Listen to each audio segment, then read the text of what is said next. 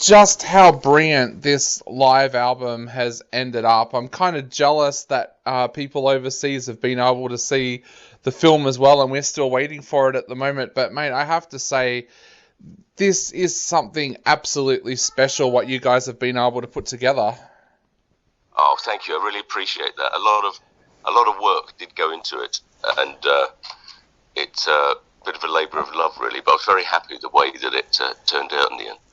The interesting thing is, as I played the single the other night on my show, I realised how much the words of that song is what we're going through right now here in Melbourne. I don't know if you realise what's been happening here in Melbourne, but we've got riots and we've got protests, and I've never seen this city so divided before. Does it surprise you that the words of that song still resonate so much even today? Which particular song? The Beaten Generation. Oh, The Beaten Generation.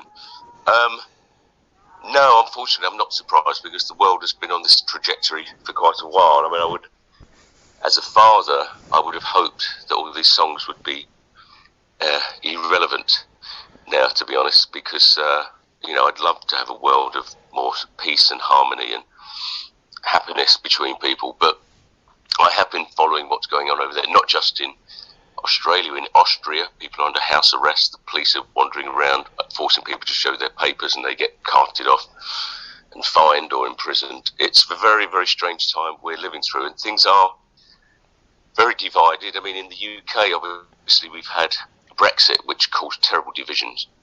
Yep. And obviously now we've got this situation as well. So I've never known a world divided between families and friends. Part of me is suspicious that it's the old divide and rule, divide and conquer. It benefits somebody for people to be at each other's throats, but we're not quite sure who's pulling the strings and all this. What you managed to achieve in the last, say, 3 years has been just absolutely amazing. I was wondering if we could go back to the start of that and talk a little bit about why you felt that was the perfect time to bring the band back together again.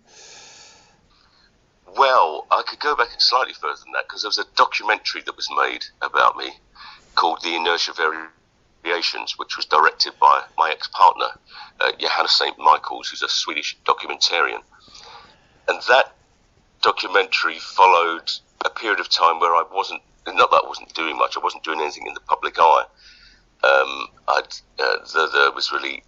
I was concentrating on soundtracks and book publishing and other stuff, and there had really been put on the back burner for me. But I was inspired by a poem called The Inertia Variations, which was written by an English poet called John Tottenham, who's based in Los Angeles. And the poem, it's a meditation on procrastination, really, but it's very funny, black-humoured, quite profound. And I liked the poem so much that I did a spoken word project with it. Now, Johanna heard that, and she said, look, let's turn this into a documentary. So it became quite a big project, not just a documentary, but it was a triple album. There was 12-hour radio broadcasts that I did from my own little radio station. There was a couple of art installations. So it became a very big multimedia collaborative project. Now, during the making of that documentary, my brother Andrew, known as Andy Dog, who created all the early The Sleeves, he unfortunately became very ill and he died. So I wrote a song in dedication of him called We Can't Stop What's Coming. And I performed that song. That was the first time I performed live in about 16 years or so. And I performed that live performance that was broadcast from my own studio. And then we released the single on Record Store Day, and it did very, very well. So that sort of gave me the taste again for singing. And then a few months after that, my agent, my long-time agent, we would generally meet up once a year to discuss, and he'd try to entice me back to live performing, and I'd always say no, but this time I said yes. I said, yes, let's do it. So once that was put in motion, I decided to put the band together, and I decided to bring back members from different eras of the band's past. So, excuse me, I had James Eller from the Mind Bomb era on bass, Earl Harvin from the Naked Self era on drums, DC Collard from the Dusk and Hanky Panky era on keyboard. And I did approach my old friend Johnny Marr about guitar, but he was just releasing his own album, starting his own tour.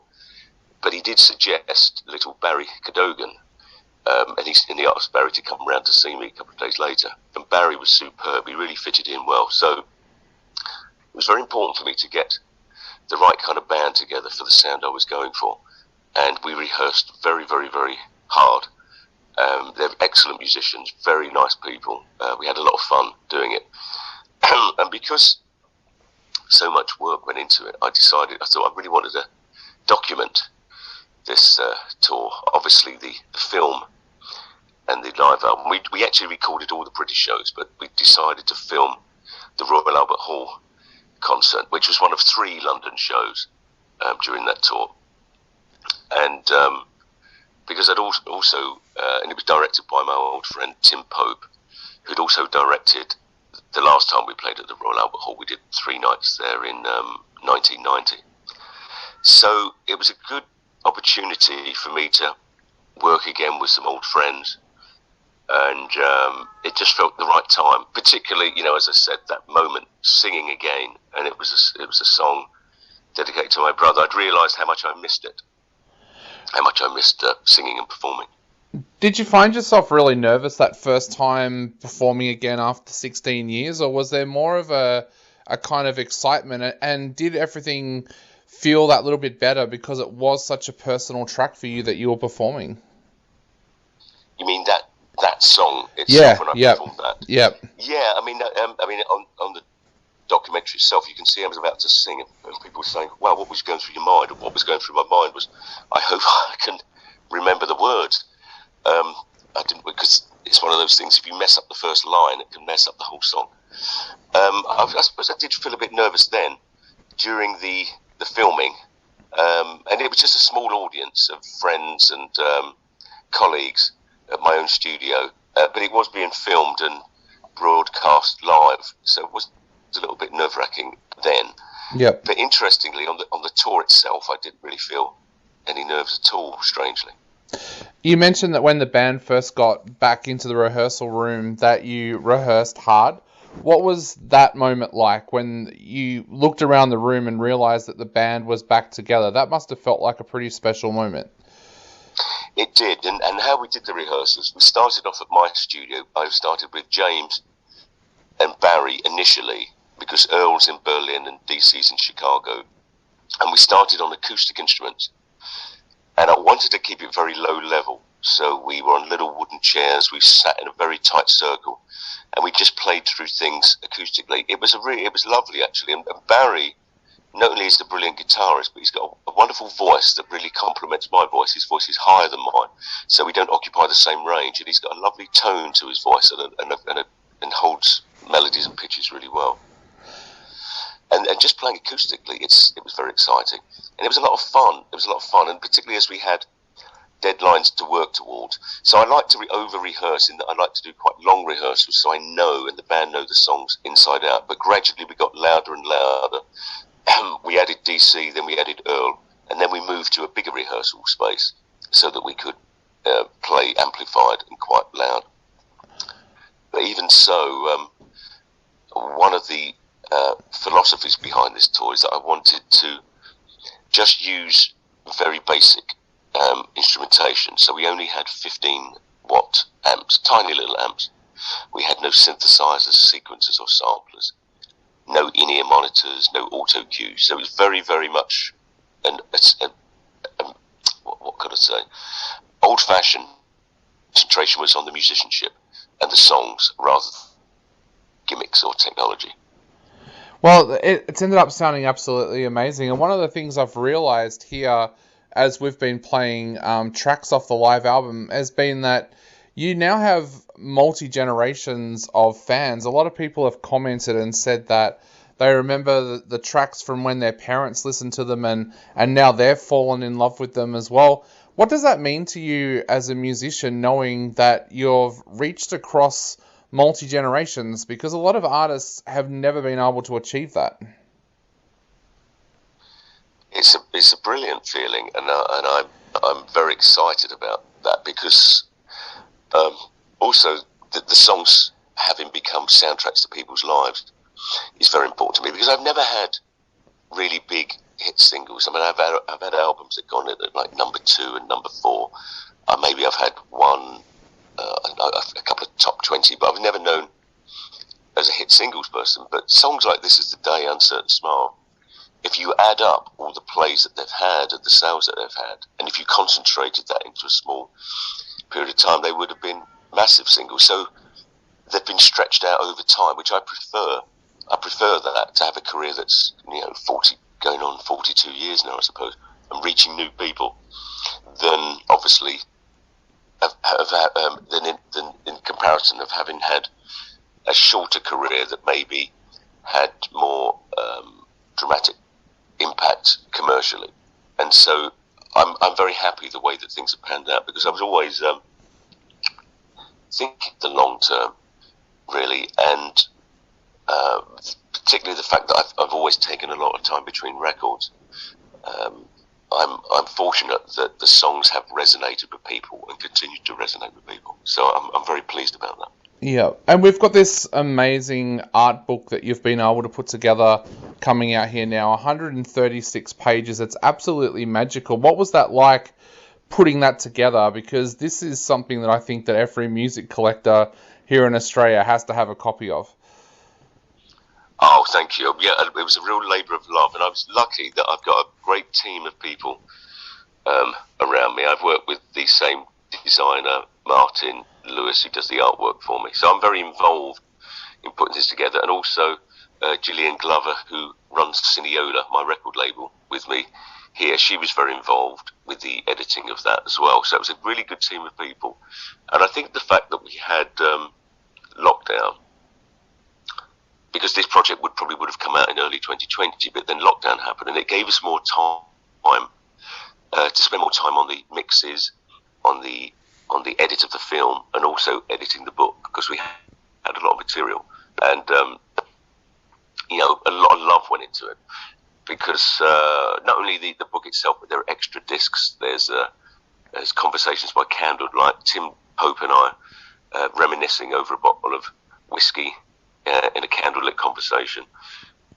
There's a book narration that I did with my eldest son, Jackson, who lives in Gothenburg. Actually, I went up there and we read through the book together, and he was asking me questions about the book. There's a remix of Globalized by DJ Food. So there's lots of extras, and there's lots of backstage photographs, and there's lyrics, there's drawings by Andy Dog. There's a huge amount in it, a lot of previously unseen photographs. Lovely forward and some writings by other writers about the. So I was very pleased that we were able to do that. I should also mention the team that I've got, the audio team at my own studio Cineola here in London. There's Finbar Isles and Mark Alloway, and they did a great job recording the sound and then with mixing the sound at my studio here. I was very, very pleased. I think that's one of the benefits of having your own studio, that whereas in previous years I may have had to, it gets very, very expensive. We were able to leave the studio set up so we could chip away over time and we could get it exactly right. Definitely. Well, it sounds absolutely amazing, and I guess I know we are running out of time very quickly, but I just wanted to ask, where to now? Now that you know that you've got so many loyal fans out there, and that the comeback special has also attracted new fans as well, what are your plans for the future?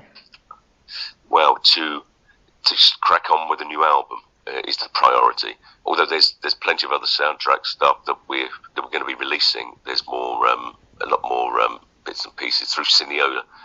We can be releasing, but the priority is just to get on with the new album. And obviously, once I've finished with the promotion of the comeback special, I can just concentrate on that. I've got a lot of lyrics written, and it's a very fertile time. What's going on, you're seeing it in Melbourne and all over the world. It is quite an incredible time to be around at the moment. There's a lot of things to write about and a lot of things to think about. And I think ultimately we've got to find ways of bridging the gaps between each other, bridging the divisions, and find out how do we start just unite. Really, Yep. it does concern me. It's everywhere. I mean, in America, you had it initially with the Trump and the Democrats, as we did with Brexit over here. But the divisions are getting deeper and deeper, almost to the point of civil wars breaking out. So it's a very concerning time. But it's also, I'd say, a great time to be alive, because it's such an intense time, and I think we have to approach it with a positive mindset and see if we can contribute something positive to this period of time. Definitely, I totally agree, and I just cannot wait until everything is back to normal and that we do have those people being united, because I hate seeing my city like the way it is at the moment. Yes. Matt, it's been such an honour chatting to you tonight. Is there anything you'd like to say to your Australian fans out there before they go out and grab a copy of this really, really beautiful comeback special package that you've put together? Well, I'd just like to say how much we enjoyed, because we went to Australia on that tour. We did a couple of nights at Sydney Opera House, and we played in Melbourne State Theatre, I think it was. Yep. And we had a great time down there. It was great to see our Australian friends. And, stay safe, stay positive, and we hope to see you again when we get the new album out.